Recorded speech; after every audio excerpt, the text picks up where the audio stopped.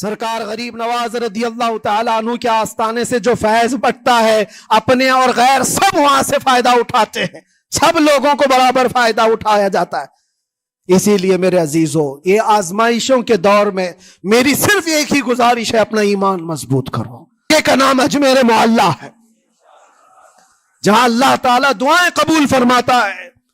ہم اپنی آستھا ہی نہیں رکھتے میرے عزیزو، اپنی جان بھی حاضر ہے غریب نواز کے قدموں کے لیے۔ اس لیے میں کہنا چاہتا ہوں، سرکار غریب نواز رضی اللہ تعالیٰ عنہ کے رکشک، یہ لوگ اگر یہ سمجھتے ہیں کہ مسلمان بکھر گئے ہیں، ٹوٹے ہیں، بکھرے ہیں، ان کے پاس کوئی طاقت نہیں، کوئی سیاست نہیں، اور ہم جس کو چاہیں آکرمن کر کے ختم کر دیں، ہو سکتا ہے ہم سب کو مار ڈالو تمہاری طاقت کے ذریعے، لیکن وہ غریب نواز ہے۔ اپنے باپ داداؤں کی تاریخ یاد رکھنا، پوچھنا، جو غریب نواز کو اٹھانے کی کوشش کیا اٹھ گئے، اور وہ دھرتی پہ آج بھی آباد ہے۔ انشاءاللہ قیامت تک اجمیر معلیٰ چمکتا رہے گا۔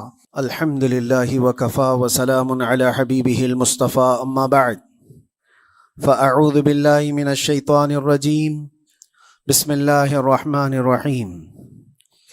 ومن اظلم ممن منع مساجد اللہ ان یذکر فیہا اسمہ وسعی فی خرابہا، صدق اللہ مولانا العظیم۔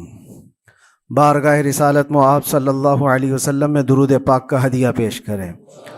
اللہم صلی علی سیدنا و مولانا محمد معدن الجود والکرم وآلہ واصحابہ الکرام وابنہ الکریم وبارک وسلم صلاة دائمة سرمدا ابدا۔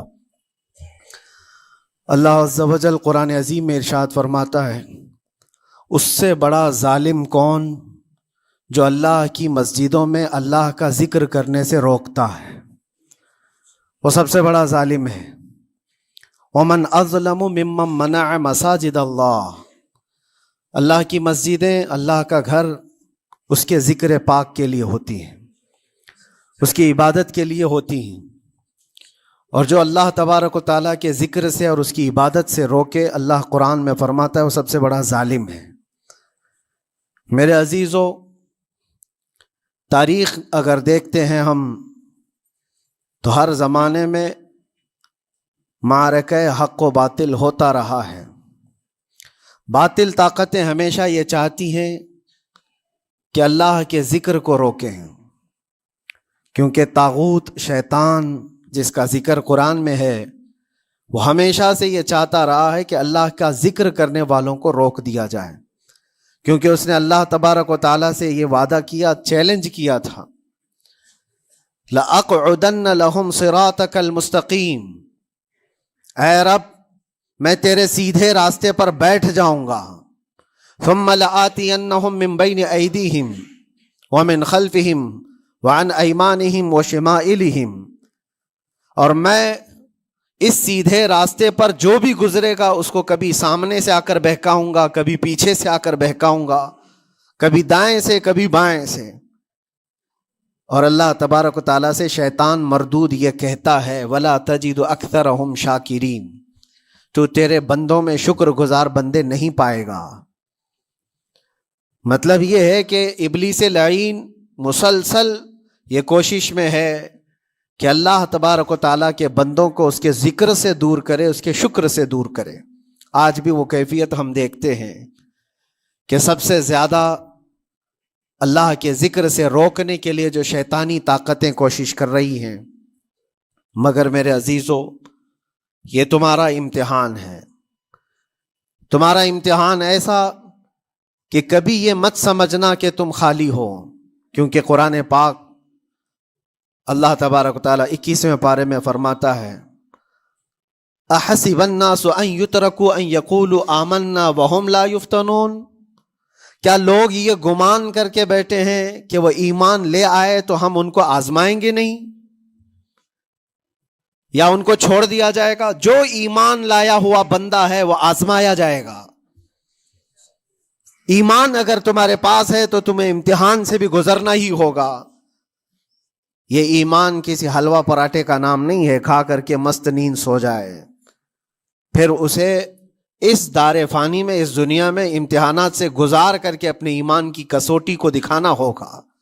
اسی لیے قرآن یہ بھی کہتا ہے کہ تمہیں کیسے کیسے آزمایا جائے گا، وَلَنَبْلُوَنَّكُمْ بِشَيْءٍ مِّنَ الْخَوْفِ وَالْجُوعِ وَنَقْصٍ مِّنَ الْأَمْوَالِ وَالْأَنفُسِ وَالثَّمَرَاتِ، ہم تمہیں آزمائیں گے کبھی بھوک سے، کھانے کی قلت سے، اور کبھی خوف سے، ڈر آئے گا تمہارے پاس، اور پھر اللہ تعالیٰ فرماتا ہے کبھی مال و دولت کی کمی سے، وَنَقْصٍ مِّنَ الْأَمْوَالِ وَالْأَنفُسِ، کبھی لوگوں کی جان چلی گئی ہو، کثرت سے تمہارے عزیز مر گئے، یہ بھی آزمائش ہے، اور پھلوں کی کمی۔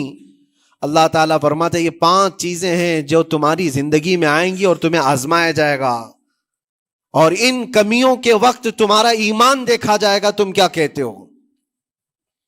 اور اللہ تعالیٰ فرماتا ہے جب کبھی تمہیں بھوک سے آزمایا جائے، خوف سے، ڈر سے آزمایا جائے، اور مال کی کمی سے آزمایا جائے، امتحان لیا جائے، تو اس وقت جو بندہ یہ کہتا ہے، اللہ فرماتا ہے انا للہ و انا الیہ راجعون۔ اللہ تعالیٰ فرماتا ہے ان لوگوں کو یہ بشارت ہے، ان صبر کرنے والوں کو یہ بشارت ہے کہ جب ان پر مصیبت آتی ہے تو یہ کہتے ہیں ہم اللہ ہی کے ہیں اور اللہ ہی کی طرف لوٹنے والے ہیں۔ یہ مصیبت کے وقت یہ جو 5 چیزوں سے آزمایا گیا ہے، ان آزمائش کے دور پر جو بندہ اللہ تبارک و تعالیٰ کی اس عطا پر راضی رہتا ہے وہ صبر کے ساتھ نکل گیا ہے۔ آج کے دور میں بھی میرے عزیزو بے شمار جانیں ہماری درمیان سے جا رہی ہیں۔ آپ کو اندازہ ہے موت اتنی عام ہو گئی ہے، اتنی عام ہو گئی ہے کہ اب لوگوں کو موت پر کوئی افسوس بھی نہیں ہوتا۔ ہر دن خبریں موت کی سرخیاں چھاپتی ہیں، 100-200 کی موت کوئی معنی نہیں رکھتی۔ آج فلسطین کے نہتے بچوں میں تقریباً 45,000 لوگ سال بھر میں مر گئے۔ 45,000 کوئی تعداد ہوتی ہے کہ نہیں ہوتی؟ اتنی بڑی جانوں کا جو نقصان ہے یہ آزمائش ہے، اور یہ جانوں کے ذریعے سے آزمائش تھی۔ مال کی کمی کی آزمائش تو ایسی ہے، ملک شام، یمن، بہت سارے ایسے ٹوٹے پھوٹے علاقے، عراق، جہاں پر لوگ کھانا اور دوائیوں سے جوجھ رہے ہیں اس طرح سے کہ وہ گھاس کھانے پر مجبور ہیں۔ بہت سارے ایسے علاقے جہاں پر چھوٹے بچے پھینکے ہوئے کچرے میں سے دانے چن کر کے کھا لیا کرتے ہیں، وہ اپنے پیٹ کی اس آگ کو بجھانے کے لیے دانے دانے کے لیے ترس رہے ہیں۔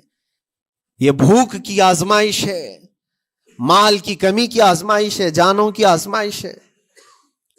عزیزان گرامی وقار، اور پھر خوف کے ذریعے سے جو آزمائش ہے وہ ہم دیکھ رہے ہیں آج۔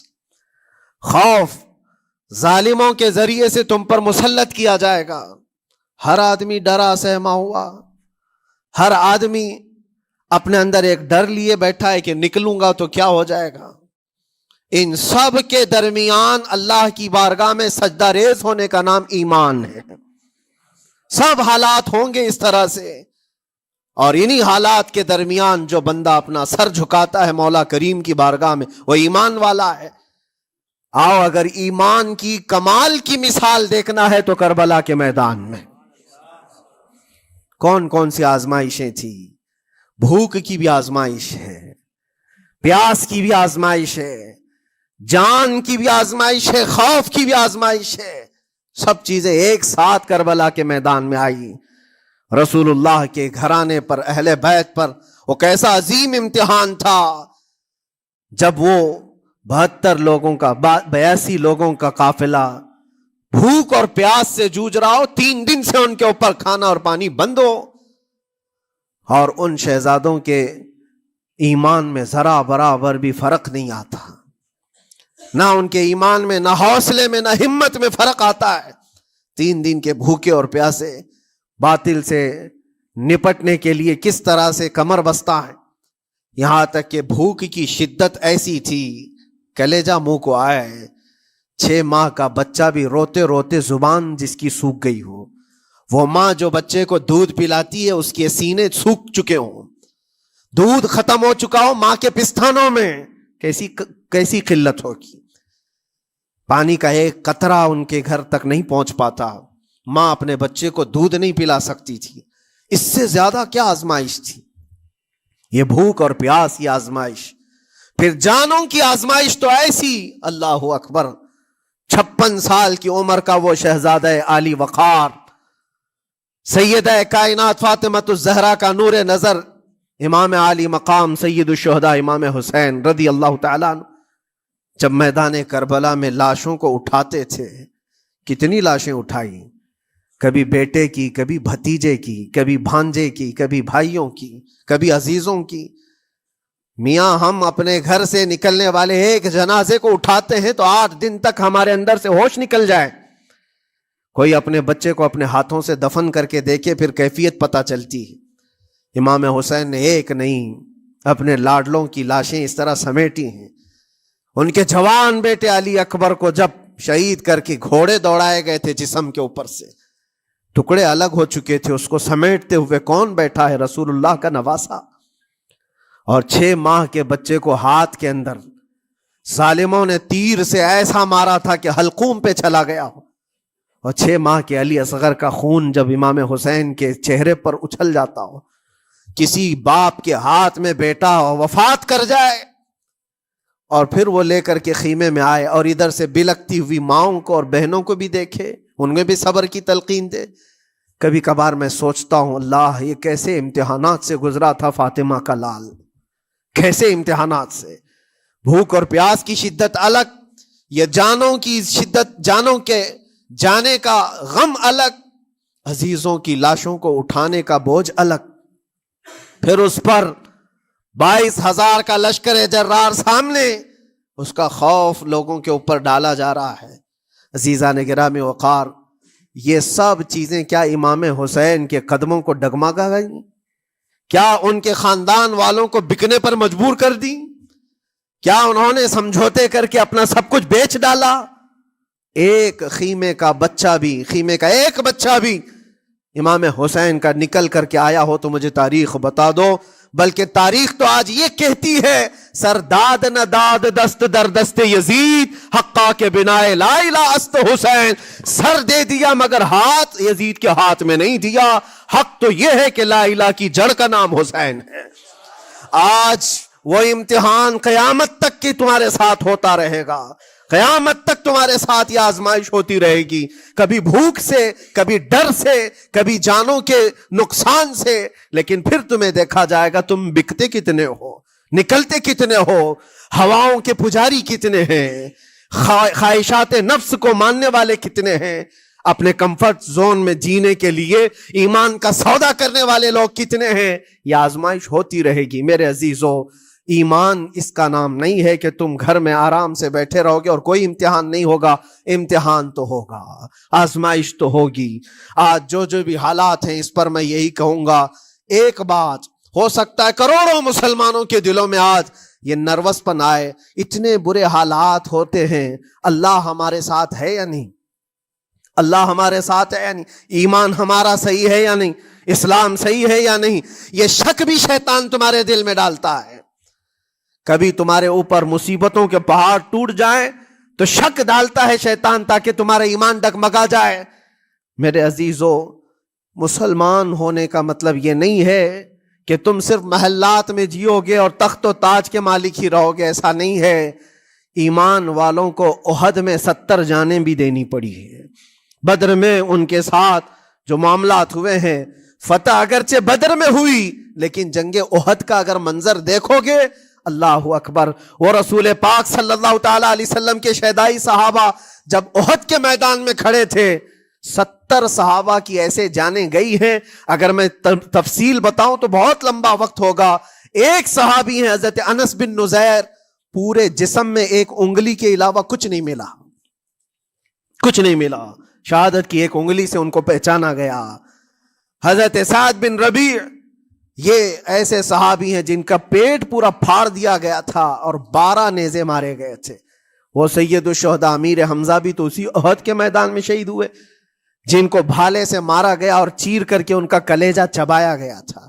عبداللہ بن جہش اسی میدان میں انتقال کیے ہیں جن کے جسم کے 80 ٹکڑے کر دیے گئے تھے اور ہر ٹکڑے کا ہار بنا کر ظالموں نے پہنا تھا، ہار بنا لیا تھا جسموں کے. یہ سارے منظر احد کے میدان میں ہوئے. اور کون سے ایمان والے؟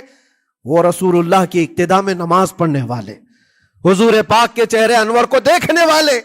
جب ان کے ساتھ یہ آزمائشیں ہو سکتی ہیں تو ہم کون سی گاجر مولی ہیں؟ ہمارے ساتھ بھی آزمائشیں ہوں گی. جس کا جیسا ایمان ہوگا ویسا وہ امتحان بھی دے گا، اسی امتحان سے وہ گزارا جائے گا. مگر میں آج کروڑوں مسلمانوں کے دلوں کے بارے میں یہ بات کہنا چاہتا ہوں کہ اگر نروس پن ہے کہ یہ حالات ایسے کیوں ہیں، حالات ہر زمانے میں ہوتے رہیں گے. ستیزہ کار رہا ہے ازل سے تا امروز، شرار ابو لہبی سے چراغ مصطفی. ہماری تاریخ ہے، یہ تاریخ ہے میرے عزیزوں. اللہ تعالیٰ قرآن میں فرماتا ہے تِلْكَ الْأَيَّامُ نُدَاوِلُهَا بَيْنَ النَّاسِ، یہ دن ہیں جو ہم لوگوں کے درمیان پلٹتے رہتے ہیں. کبھی تم بادشاہ بنو گے، کبھی فقیر بن جاؤ گے. اور آج جو تخت پر ہیں ہو سکتا ہے وہ کل ڈگر ڈگر گھوم رہے ہوں. آج جن کو طاقت کا نشہ ہے ہو سکتا ہے وہ بھیک مانگنے پر بھی مجبور ہو جائے. لیکن ایک بات یاد رکھنا، نروس پن اپنے دل میں آنے نہ پائے. ان حالات سے دیکھ کر کے گھبرا نہ جانا. ایمان تمہارا سچا ہے، اللہ کل بھی تمہارے ساتھ، آج بھی تمہارے ساتھ. بس تمہاری عبادت میں فرق آنے نہ پائے، تمہارے سجدوں میں کمی ہونے نہ پائے، تمہارے ایمان میں تزلزل آنے نہ پائے. اللہ ایک ہے تو ایک ہے، اللہ سچا ہے تو سچا ہے. میں نے اللہ کو نہیں دیکھا لیکن اللہ پر ایمان ضرور ہے. یہ یقین اور یہ عقیدہ تمہارا مضبوط رہے. ہاں ہمیں معلوم ہے، کچھ لوگ ہم سے پوچھتے بھی ہیں، اللہ تبارک و تعالیٰ پوری کائنات کا مالک جس نے ہر چیز پیدا کیا اور اس کی عبادت کرنے والے ہو آپ، لیکن پھر اسی اللہ رب العزت کی یہ مسجدیں کیوں ڈھائی گئیں؟ کیوں مسجدوں کو ختم کیا جا رہا ہے؟ اللہ کے ذکر کو روکنے کے لیے طاقتیں پوری مسجدوں کو ڈھانے کی کیوں بات کرتی ہیں؟ پھر اللہ کچھ کیوں نہیں فرماتا؟ میرے عزیزو، یہ کائنات ہے جس کو اللہ نے اسباب پر بنا کر بھیجا ہے اور تمہیں عمل کے لیے بھیجا گیا ہے. تمہارا عمل دیکھنا ہے، تم کتنے پابند ہو، تم کتنے اپنی حفاظت کرتے ہو، تمہارے ایمان کی، تمہاری عبادتوں کی، تمہاری مسجدوں کی. تم مسجدیں خالی کر کے گھوم رہے ہو، فجر کی نماز میں اپنے گھروں پر سوئے ہو اور پھر اللہ کے گھروں کی حفاظت کی بات کر رہے ہو کہ مسجدیں ڈھائی جا رہی ہیں، مسجدوں پر آکرمن ہوتا ہے. یہ ساری باتیں کیوں؟ تم جب ان صفوں کو خالی کر دو گے، یہ مسجدیں چیخ چیخ کر پکارتی ہیں اللہ کی بارگاہ میں. پل بھر میں بنا لی، شب بھر میں بنا لی مسجد تو ایمان کی حرارت والوں نے. من اپنا پرانا پاپی تھا، بچپن سے نمازی بن نہ سکے. مسجدیں بڑی بڑی شاندار بنا لینا اور اس کو آباد نہ کرنا، یہ بھی تو ظلم ہے. آپ ان مسجدوں کی حفاظت کی جو بات کر رہے ہیں، ان مسجدوں کی حفاظت صرف کمیٹیاں بنانے سے نہیں ہوتی، نمازوں سے ہوتی ہے، اس کے اندر تلاوت قرآن سے ہوتی ہے. عزیزان گرامی، اور پھر یہ بات ان ظالموں کے لیے کہ اگر وہ ہاتھ لگا کر مسجدوں کو اٹھانا پھینکنا اس کو اپنی طاقت کا ذریعہ سمجھتے ہیں تو سمجھ لو تھوڑے دن کی بات ہے. اگر اسی کا نام طاقت ہے کہ عبادت گاہوں کو مسمار کر کے طاقت کے تخت کو بٹھایا جائے، تو یاد رکھنا بڑھتے بڑھتے بڑھتے تمہارا نشہ کہیں تمہیں فرعون نہ بنا دے. اور اگر فرعون بن گئے تو انتظار کرو، اللہ تعالیٰ بڑے بڑے فرعونوں کو صرف پانی سے ہلاک کرتا ہے. بہت بڑے بڑے نمرودوں کو اللہ تعالیٰ مچھر سے ہلاک کرتا ہے. وہ ابرہہ بھی تو آیا تھا جو کعبہ ڈھانے کے لیے آیا تھا، ہاتھیوں کا لشکر لے کر آیا تھا، جس کا ذکر قرآن پاک میں الم تر کیف فعل ربک باصحاب الفیل. اے محبوب، کیا آپ نے نہیں دیکھا ہاتھی والوں کے ساتھ اللہ نے کیا معاملہ کیا؟ پورا ہاتھیوں کی فوج لے کر آیا تھا کعبے کو ڈھانے کے لیے. ہوا کیا؟ کعبہ کو ڈھانے کے لیے اتنی خطرناک فوج تھی اور مکہ والوں میں لڑنے کی اتنی طاقت نہیں تھی. اللہ کریم نے ابابیل چڑیوں کی ایک فوج کو بھیجا. ہاتھی کہاں اور چڑیا کہاں؟ کوئی مقابلہ ہوتا ہے؟ کوئی مقابلہ ہے؟ تصور میں نہیں آتا. لیکن رب تبارک و تعالیٰ کا ایک دستور ہے، بڑی بڑی طاقتوں کو چھوٹی طاقتوں سے ہلاک کرتا ہے۔ چھوٹی چھوٹی سی چڑیاں ہیں، ایک ہاتھ میں تمہارے آ جائے، ایک چونچ میں اور 2 پاؤں میں کنکریاں لے کر آتی تھی، اوپر سے صرف وہ کنکریاں گراتی، ہاتھیوں کے پیٹ پھٹ جاتے اور آگ لگ جاتی تھی۔ اللہ تبارک و تعالیٰ کی طاقت کا یہ مشاہدہ، قوت کا ایک ہلکا سا اظہار جو مکہ کی ان وادیوں میں ہوا، منا، اور اللہ تعالیٰ فرماتا ہے فَجَعَلَهُمْ كَعَصْفٍ مَأْكُولٍ، اللہ نے ان کو ایسا کر دیا جیسے کھائی ہوئی مرغی ہوتی ہے، نوچ نوچ کر کے کھا کر چھوڑی ہوئی مرغی ہو۔ پوری فوج کی حالت ایسی ہو گئی تھی۔ کعبہ مکرمہ کو ڈھانے کے لیے آئے، تب اللہ تبارک و تعالی ظالموں کو کس طرح سے نیست و نابود فرمایا۔ ہمیں یقین ہے میرے عزیزوں، اللہ تبارک و تعالی وہ ابابیل بھیجنے والا مولا آج بھی زندہ اور ہمیشہ زندہ رہے گا۔ وہ حی اور قیوم ہے، ہمیشہ سے زندہ ہے اور ہمیشہ زندہ رہے گا، لیکن تمہارا امتحان ہوتا رہے گا، تمہارا امتحان ہوتا رہے گا۔ اللہ کے نبی صلی اللہ تعالی علیہ وسلم کے لیے مدد آئی ہے تو اس کا مطلب یہ نہیں ہے کہ وہ صرف بیٹھ کر کے مدینے میں دعائیں کرتے تھے، نہیں، عمل کے میدان میں اترے بھی ہیں۔ صحابہ نے بھوک اور پیاس برداشت کی ہے، کتنے کتنے دنوں تک وہ ایک کھجور پر پورا دن گزارتے تھے، پیوند لگے کپڑے۔ حضرت ابو ہریرہ فرماتے ہیں ہم تو ایک جنگ سے ایسے واپس آئے تھے کہ ہمارے پاؤں کے پورے ناخن اکھڑ گئے تھے، پاؤں کے ناخن اکھڑ گئے۔ خندق کے میدان میں خود نبی پاک صلی اللہ علیہ وسلم اپنے ہاتھوں سے خندق کھودتے رہے، اور پیٹ پر پتھر باندھنا، یہ سب مشقتیں، سٹرگل کیا ہے۔ پھر اللہ سے یہ دعا کیا مولا تو اپنی مدد بھیج دے، تو اپنے رحم و کرم کی بارشیں برسا، اور ہم یہاں مست کھا پی کر کے پھر دعا کرتے ہیں مدد آ جائے۔ تم نے محنت کون سی کی، کون سی مشقت کی؟ میرے عزیزو، اگر محنت و مشقت میدان میں اتر کر کرنے کا موقع نہیں ہے تو عبادتیں تو کرو اپنی پوری، اپنی نمازیں تو کمپلیٹ کر لو اور اللہ کو راضی کرو۔ اپنے گناہوں سے اگر وہ غضبناک ہے تو توبہ کرو۔ اور جاتے جاتے یہ بات بھی میں عرض کروں گا کہ آج جن لوگوں کو ایسا لگتا ہے کہ یہ کھیل تماشا ہے، ایک بات یاد رکھنا، کسی مسجد کے ختم ہو جانے سے یا مومن کے کسی کے ہار جانے سے ایمان کبھی ہارتا نہیں ہے، ایمان ہمیشہ جیتتا ہے۔ تھوڑی دیر کی تکلیف تو مومن کو ہو سکتی ہے، لیکن اس کے ساتھ ایمان ہے تو ہمیشہ سر بلند ہے۔ اس سے بڑی کوئی کامیابی کیا ہے؟ ہم نے دیکھا ہے کربلا کی تاریخ میں جیتا کون ہے؟ دنیا کی نظر میں، اس وقت کی میڈیا کی نظر میں، اس وقت کے جو کتے ہوں گے ان کی نظر میں یزید جیتا ہوگا، لیکن قیامت تک ہر مومن کہتا ہے بادشاہ است حسین، بادشاہ است حسین۔ ایمان کی جیت ہمیشہ ہے، اگرچہ وہ ٹکڑوں میں بدل جائے، اگرچہ وہ 1000 ٹکڑوں میں ہو جائے۔ آج بھی پھریرا لہرا رہا ہے تو حسین اعظم کا لہرا رہا ہے۔ اسی لیے یاد رکھو، صرف تخت پہ چڑھ کر بیٹھنے کا نام جیت نہیں ہے۔ ابھی الیکشن بھی گزرا، کچھ لوگ نروس ہوں گے کہ ہم ہار گئے، اگر وہ ایمان والے ہیں، سچے ایمان والے ہیں تو انہیں یاد رکھنا چاہیے جیت اور ہار صرف تخت حاصل کرنے کا نام نہیں ہے، دلوں پر حکومت کرنے کا نام جیت ہے۔ اور آج 800 سال گزر گئے، ہند الولی سلطان الاولیاء غریب نواز کی حکومت ہم سب پر قائم ہے۔ کس بات کی حکومت ہے یہ دلوں کی حکومت ہے۔ اور وہاں جو ہاتھ لگانے کی کوشش کر رہا ہے وہ اپنے ہاتھوں کو بچا لے، آگ تمہارا انتظار کر رہی ہے، آگ تمہارا انتظار کر رہی ہے۔ اس لیے کہ اللہ فرماتا من عادی لی ولیا فقد آذنتہ بالحرب، جس نے میرے ولی سے دشمنی کی میں اس کو اپنے ساتھ جنگ کا اعلان کرتا ہوں۔ اور اب تعالیٰ سے جنگ کرنے کے لیے تیار ہو؟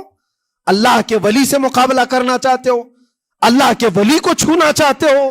رب تعالیٰ فرماتا ہے جو اللہ کے ولی سے دشمنی کرتا ہے اسے میں اپنے ساتھ جنگ کا اعلان کرتا ہوں۔ ہے کسی کی ہمت و طاقت اللہ سے جنگ کرنے کی؟ تو جو یہ چاہتے ہیں کیڑے مکڑوں کی موت مرو گے، اس سے بھی خطرناک ذلیل ہو کر مر جاؤ گے۔ اجمیر معلیٰ یہ صرف اور صرف ایک دھرتی کا نام نہیں ہے، اللہ کے ولی کی آباد کی ہوئی مقدس زمین ہے۔ اور ہم سنیوں کی آستھا ایسے ہے، امام اہل سنت فاضل بریلوی اعلیٰ حضرت فرماتے ہیں دنیا بھر میں جہاں دعائیں قبول ہوتی ہیں ان جگہوں میں سے ایک جگہ کا نام اجمیر معلیٰ ہے، جہاں اللہ تعالیٰ دعائیں قبول فرماتا ہے۔ ہم اپنی آستھا ہی نہیں رکھتے میرے عزیزوں، اپنی جان بھی حاضر ہے غریب نواز کے قدموں کے لیے۔ اس لیے میں کہنا چاہتا ہوں سرکار غریب نواز رضی اللہ تعالیٰ عنہ کے رکشک، یہ لوگ اگر یہ سمجھتے ہیں کہ مسلمان بکھر گئے ہیں، ٹوٹے ہیں، بکھرے ہیں، ان کے پاس کوئی طاقت نہیں، کوئی سیاست نہیں، اور ہم جس کو چاہیں آکرمن کر کے ختم کر دیں، ہو سکتا ہے ہم سب کو مار ڈالو تمہاری طاقت کے ذریعے، لیکن وہ غریب نواز ہے۔ اپنے باپ داداؤں کی تاریخ یاد رکھنا، پوچھنا، جو غریب نواز کو اٹھانے کی کوشش کیا اٹھ گئے، اور وہ دھرتی پہ آج بھی آباد ہے، انشاءاللہ قیامت تک اجمیر معلیٰ چمکتا رہے گا۔ سرکار غریب نواز رضی اللہ تعالیٰ عنہ کے آستانے سے جو فیض بٹتا ہے، اپنے اور غیر سب وہاں سے فائدہ اٹھاتے ہیں، سب لوگوں کو برابر فائدہ اٹھایا جاتا ہے۔ اسی لیے میرے عزیزوں، یہ آزمائشوں کے دور میں میری صرف ایک ہی گزارش ہے، اپنا ایمان مضبوط کرو، اپنا ایمان مضبوط کرو۔ جیسی بھی مصیبتیں آئیں، طاقتیں آئیں، تمہارا سجدے سے سر دور نہ ہونے پائے، اللہ سے غفلت ہونے نہ پائے، تمہارے ذکر و اذکار میں کمی ہونے نہ پائے۔